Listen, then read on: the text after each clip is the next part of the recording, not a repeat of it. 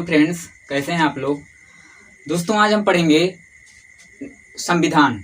और संविधान में देखिए, संविधान का वीडियो काफ़ी दिनों से नहीं आ रहा था, लेकिन संविधान का जो हम आखिरी वीडियो आपके पास डाले थे वह आपको पढ़ाए थे नागरिकता। और नागरिकता का वर्णन मैंने आपको बताया था कि हमारे भारतीय संविधान के भाग 2 में अनुच्छेद 5 से लेकर के अनुच्छेद 11 तक नागरिकता का वर्णन किया गया है। देखिए, हमने अनुच्छेदों का तो वर्णन कर दिया था, लेकिन नागरिकता संबंधी एक संशोधन हुआ 1955 में, और उसमें विभिन्न प्रकार के प्रावधान जोड़े गए।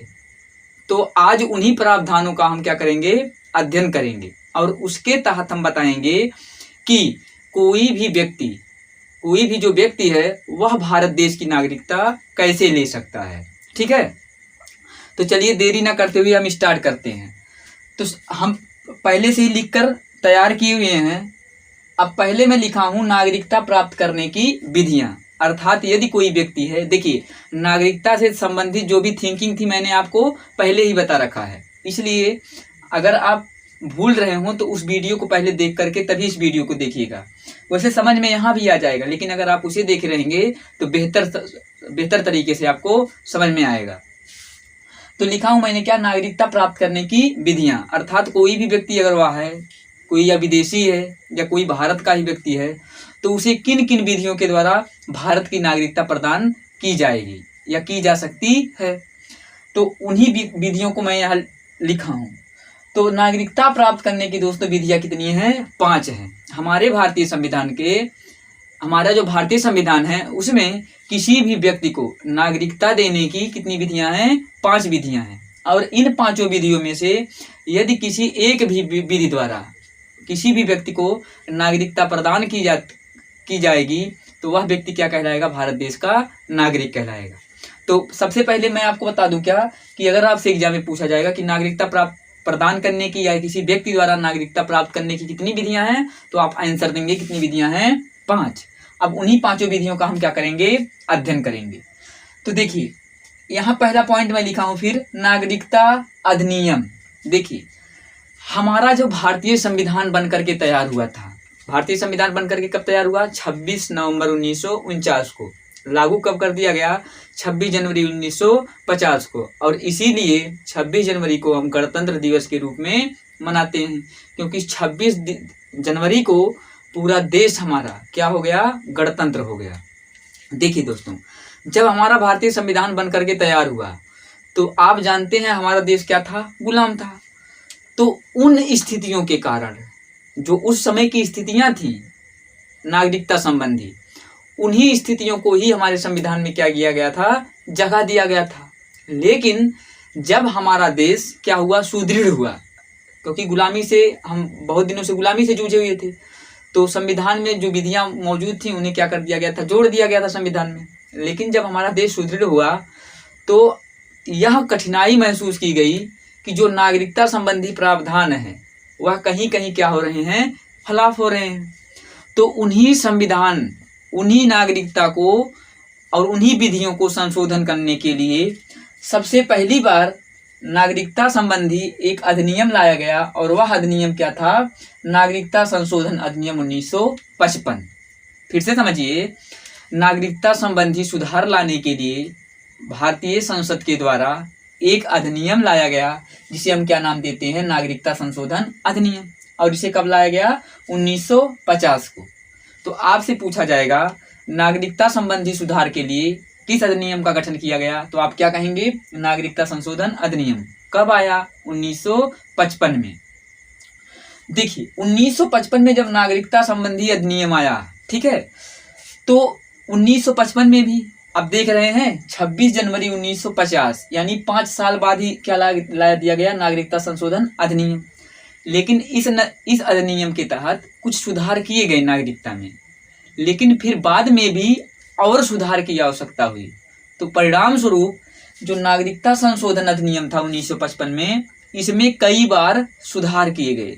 ठीक है, उसमें कई बार सुधार किए गए, जिसमें से पहली बार जो संशोधन किया गया, यानी नागरिकता संशोधन अधिनियम में जो पहली बार संशोधन किया गया वह कब किया गया, 1986 में। फिर 1992 में, ठीक है। इस तरीके से कई बार आप जानते हैं, अभी 2019 में भी नागरिकता संबंधी संशोधन किए गए थे, जैसे एनआरसी आया था, ठीक है।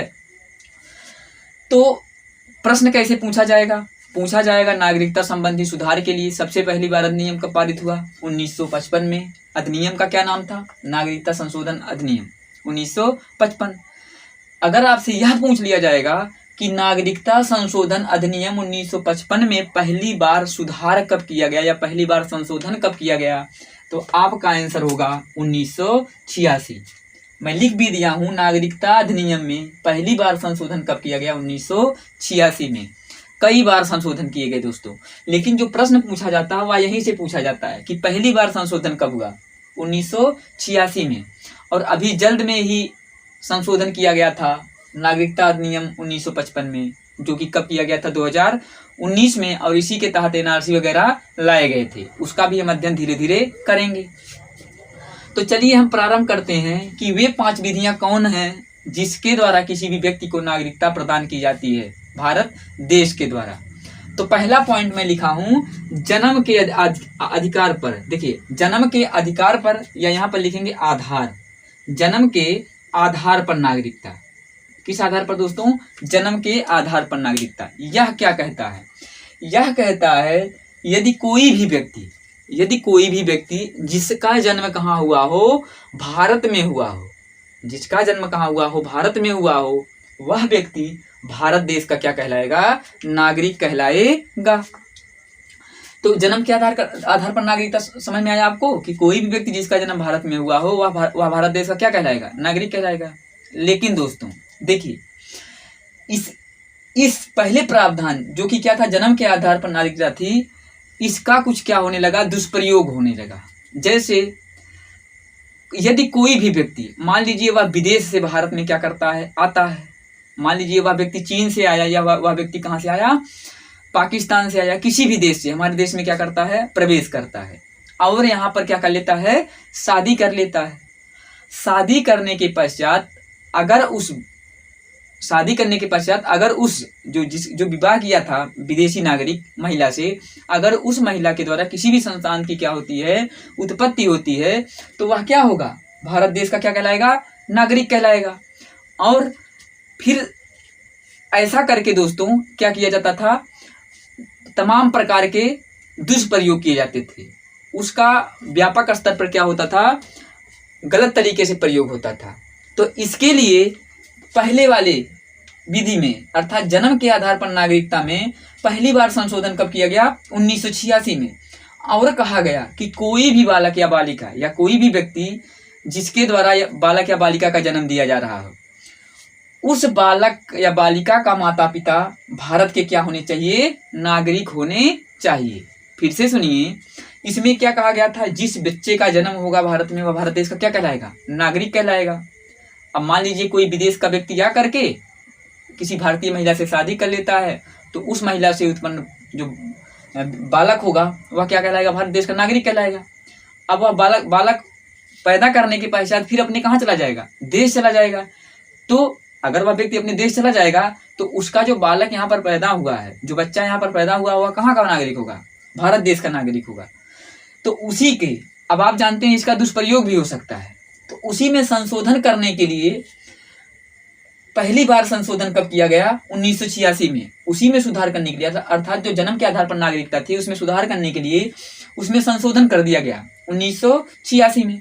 और कहा क्या गया कि कोई भी बालक जिसका जन्म कहाँ होता है? भारत में होता है, वह बालक या वह बच्चा तभी भारत देश का नागरिक होगा जब उसके माता या पिता कोई भारत का क्या हो? नागरिक हो। फिर से सुनिए, जो जन्म के आधार पर नागरिकता थी उसमें जब पहली बार संशोधन 1986 में किया गया, तो कहा गया कि कोई भी बालक जिसका जन्म भारत में हो रहा है वह तभी भारत देश का नागरिक होगा जब उसके माता या पिता कम से कम एक क्या हो? भारत देश के क्या हो? नागरिक हो। चलिए, यह बात तो देखिए, इसमें कुछ सुधार हुआ, ठीक हुआ। लेकिन अभी भी दोस्तों क्या हो रहा था? इसका व्यापक स्तर पर क्या हो रहा था? दुष्प्रयोग हो रहा था। कैसे? मैंने वही उदाहरण आपको दिया। मान लीजिए कोई भी विदेशी व्यक्ति किसी भारतीय महिला से शादी कर लेता है और उससे उत्पन्न जो बालक होगा वह भारत देश का नागरिक होगा। क्यों? क्योंकि उसकी माता तो क्या है, भारत देश की नागरिक है, और उसका जो पिता हो जाएगा वह तो विदेशी है, और पुनः वह कहाँ लौट जाएगा, अपने देश लौट जाएगा, और वह बालक फिर भारत देश में ही रह जाएगा और भारत देश की क्या कर लेगा, नागरिकता प्रदान कर लेगा। ठीक है, प्राप्त कर लेगा, और भारत सरकार उसे नागरिकता प्रदान भी कर देगी। तो इसमें सुधार करने के लिए देखिए, इसमें कोई दुष्प्रयोग ना हो, इसका कोई व्यापक स्तर पर दुष्प्रयोग ना हो, इसके लिए इसमें पुनः एक बार संशोधन किया गया 2003 में। और पुनः जब 2003 में संशोधन किया गया तो इसमें कहा गया, इसमें क्या कहा गया कि कोई भी बालक जिसका जन्म कहाँ होता है, भारत में होता है, उसके माता और पिता दोनों भारत देश के क्या हों, नागरिक हों। देखिए फिर से सुनिए, जो 2003 में संशोधन किया गया इसमें कहा गया उस बालक का माता या पिता क्या हों, भारत देश के नागरिक हों, और कैसे हों, वैलिड नागरिकता प्रदान किए हों। जैसे मान लीजिए कोई व्यक्ति विदेश से ही भारत में आ रहा है, किसी महिला से शादी कर रहा है, उससे उत्पन्न बच्चा भारत देश का नागरिक कहलाएगा। क्यों कहलाएगा? क्योंकि उसकी माता क्या है, भारत देश की नागरिक है। इसमें कहा गया यदि कोई, चाहे उसमें से माता या उसके पिता भारत देश के नागरिक हों, तब भी उसको नागरिकता प्रदान की जाएगी, लेकिन दोनों क्या हों, वैलिड रूप से क्या हों, भारत देश के नागरिक हों, वह वैध रूप से क्या हों, भारत देश के नागरिक हों, तभी उस बालक को भारत देश की नागरिकता प्रदान की जाएगी। तो पहले आधार पर किसी व्यक्ति को नागरिकता कैसे प्रदान की जाती है आपको समझ में आया होगा। फिर से सुनिए, इसमें कहा गया कि यदि किसी भी व्यक्ति का या किसी भी बालक का जन्म भारत देश के अंदर होता है तो वह बालक भारत देश का नागरिक कहलाएगा। ठीक है, लेकिन समय जब बढ़ता गया तो इसमें सुधार करने की आवश्यकता हुई, और इसमें सुधार करने के लिए पहली बार नागरिकता संशोधन अधिनियम में, नागरिकता अधिनियम 1955 में पहली बार संशोधन कर दिया गया 1986 में, और कहा गया कि कोई भी बालक भारत देश का नागरिक तभी होगा जब कम से कम उसके माता या उसके पिता भारत देश के क्या हों, नागरिक हों। लेकिन समय के साथ साथ इस अधिनियम में भी क्या करना पड़ी, सुधार करने की आवश्यकता पड़ी। तो उसमें भी सुधार किया गया 2003 में, और कहा गया बालक भारत देश का नागरिक तभी होगा जब उसके कोई माता या पिता भारत देश के क्या हों, नागरिक हों, लेकिन दोनों क्या हों, वैध रूप से भारत देश की नागरिकता प्रदान किए हों। तो आशा करता हूं पहला विधि आपको समझ में आया है। अब बात करते हैं किसकी, दूसरे विधि की। दूसरे आधार पर कैसे किसी व्यक्ति को नागरिकता प्रदान की जाती है, वंश के आधार पर। इसके आधार पर, वंश के आधार पर। देखिए हम लोग जितने भी व्यक्ति हैं, ज्यादातर लोग जो भारत देश में निवास कर रहे हैं उन्हें नागरिकता वंश के आधार पर ही मिली है। जैसे मेरे पिताजी, मुझे नागरिकता मिली है मेरे पिताजी के आधार पर, और मेरे पिताजी को नागरिकता मिली है मेरे पिताजी के पिताजी के आधार पर, क्योंकि मेरे पिताजी के पिता जो थे वह भारत देश के क्या थे, वंशज थे। तो वंश के आधार पर नागरिकता क्या होती है कि किसी भी व्यक्ति को नागरिकता तभी मिलेगी जब उसके पूर्वज भारत देश के क्या रह चुके हों, नागरिक रह चुके हों। देखिए इसमें भी क्या किया गया, एक बार संशोधन किया गया। कब किया गया, 1992 में। और कहा गया जब 1992 में संशोधन किया गया तो उसमें कहा गया कि कोई भी व्यक्ति या भारत देश में जन्म लेने वाला बालक भारत देश का नागरिक कहलाएगा जब उसके माता या पिता कोई भारत देश के क्या हों, नागरिक हों। एक बात और सुनिए दोस्तों, जो हमारा भारत देश है इसमें वंश पिता के आधार पर की जाती है। वंश की जो गणना होती है वह किसके आधार पर की जाती है, पिता के आधार पर की जाती है। लेकिन एक चीज और याद रखिए, मैंने आपको बताया था जब मौलिक अधिकार पढ़ाया था तो उसमें बताया था कि भारतीय संविधान के मौलिक अधिकार में यह बात की गई है कि भारतीय संविधान किसी के भी साथ, चाहे वह महिला हो चाहे वह पुरुष हो, जाति लिंग के आधार पर किसी के साथ भेदभाव नहीं करेगा। तो अगर भारत देश में वंश की गणना पिता के आधार पर की जा रही है तो यानी महिलाओं के साथ क्या किया जा रहा है, पक्षपात किया जा रहा है। तो यहाँ पर जो बात की गई थी वंश के आधार पर नागरिकता, अर्थात कोई व्यक्ति भारत देश का नागरिक होगा अगर उसके पिता भारत देश के क्या रह चुके हों, वंशज रह चुके हों। तो भारतीय संविधान की अवहेलना ना हो, अर्थात लिंग जाति के आधार पर किसी के साथ भेदभाव ना किया जाए, तो उसमें, और सुनिए, किसी के साथ भेदभाव ना हो और वंश की गणना सिर्फ पिता के आधार पर ना हो, इसलिए इसमें पहली बार संशोधन किया गया सन 1992 में। और इस संशोधन के पश्चात कहा गया कि कोई भी व्यक्ति भारत देश का नागरिक होगा अगर उसके माता या पिता, चाहे माता हो और चाहे पिता हो, दोनों में से यदि कोई भी भारत देश का नागरिक रह चुका हो या भारत देश का वंशज रह चुका हो, तो उस बालक को या उस व्यक्ति को भी उसी के आधार पर नागरिकता प्रदान की जाएगी। तो दोस्तों, पहला और दूसरा विधि आपको अच्छे से समझ में आया होगा। बात करते हैं किसकी, तीसरे प्रकार की। देखिए, रजिस्ट्रेशन के आधार पर भी हम क्या कर सकते हैं, नागरिकता ले सकते हैं। एक बात सुनिए, रजिस्ट्रेशन के आधार पर नागरिकता कैसे ली जाती है। पहला हमने देख लिया जन्म के आधार पर, दूसरा वंश के आधार पर। मान लीजिए कोई व्यक्ति जो विदेश आता है, जैसे हमारे यहाँ आप जानते हैं बहुत से हिस्टोरिक प्लेस हैं, बहुत से पर्यटक स्थल भी हैं। मान लीजिए कोई भी व्यक्ति आता है कहाँ पर, भारत देश, जो कि विदेशी है। मान लीजिए वह ताजमहल ही देखने आता है, ताजमहल देखने आता है और यहाँ की रहन सहन, यहाँ की संस्कृति उसे क्या करती है, भा जाती है और उसका मूड बदल जाता है पुनः अपने देश जाने की, और वह यह चाहता है कि वह भारत देश में ही रह जाए। तो क्या उस व्यक्ति को नागरिकता मिलेगी या नहीं मिलेगी। तो दोस्तों, नागरिकता मिलनी चाहिए कि नहीं मिलनी चाहिए, अवश्य मिलनी चाहिए। क्यों, क्योंकि देखिए उस व्यक्ति को नागरिकता गृह मंत्रालय हमारा प्रदान करेगी। कैसे, देखिए इसमें कहा गया रजिस्ट्रेशन के आधार पर नागरिकता, इसमें कहा गया है यदि कोई व्यक्ति जो कि विदेशी है वह भारत देश में क्या करता है, आ जाता है और भारत देश की नागरिकता प्रदान करना चाहता है, तो गृह मंत्रालय या भारत सरकार तुरंत ही उसे नागरिकता नहीं प्रदान कर देगी, बल्कि 7 साल तक क्या करना पड़ेगा उस व्यक्ति को भारत देश की नागरिकता प्रदान करने के लिए भारत देश में कम से कम 7 वर्ष, दोस्तों महीने नहीं, 7 वर्ष निवास करना पड़ेगा। और जब वह व्यक्ति कम से कम 7 वर्ष निवास करता है, तब वह गृह मंत्रालय में नागरिकता प्रदान करने के लिए रजिस्ट्रेशन करेगा। फिर गृह मंत्रालय उसकी जांच करेगा कि क्या इस व्यक्ति को नागरिकता प्रदान की जाए या ना की जाए। अगर गृह मंत्रालय यह देखता है कि हाँ, यह व्यक्ति जो कि एक विदेशी है और भारत देश की नागरिकता प्राप्त करना चाहता है, वह हर एक बिंदु पर खरा उतरता है, तो गृह मंत्रालय उस व्यक्ति को रजिस्ट्रेशन के आधार पर भारत देश की नागरिकता प्रदान कर देती है। कितने दिनों तक रहना होगा दोस्तों, 7 वर्षों तक। तो अगर आपसे पूछा जाए कि रजिस्ट्रेशन के आधार पर नागरिकता प्रदान करने के लिए क्या शर्त होनी चाहिए, तो शर्त यही है कि वह व्यक्ति कम से कम 7 वर्ष तक भारत में क्या कर चुका हो, निवास कर चुका हो। तीसरा विधि भी समझ में आ गया होगा। बात करते हैं किसकी, चौथे विधि की। देखिए इसमें कहा गया है देशीकरण द्वारा नागरिकता। देशीकरण द्वारा नागरिकता, यह भी कंडीशन लगता है दोस्तों किसे, विदेशियों के ऊपर। जैसे मान लीजिए कोई भी विदेशी है और वह देशीकरण द्वारा नागरिकता लेना चाहता है, बाई रजिस्ट्रेशन नहीं लेना चाहता है, और उसे जन्म के आधार पर तो मिलेगा ही नहीं और वंश के आधार पर भी नहीं मिलेगा, और वह रजिस्ट्रेशन के आधार पर नागरिकता नहीं लेना चाहता है।